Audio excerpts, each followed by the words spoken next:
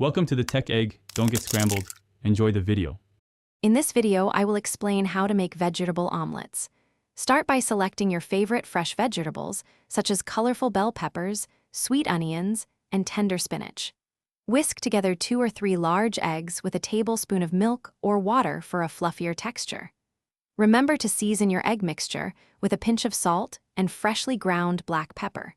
Prepare your vegetables by dicing them into small, uniform pieces, ensuring they cook evenly and integrate perfectly into your omelet. Now let's get those vegetables cooking. Heat about 1 tablespoon of olive oil or butter in a non-stick pan over medium heat.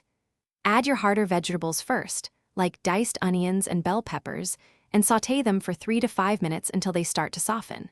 Then, toss in your softer vegetables, such as spinach or mushrooms, and cook for just about 1 minute more until they wilt. This ensures all your veggies are perfectly tender.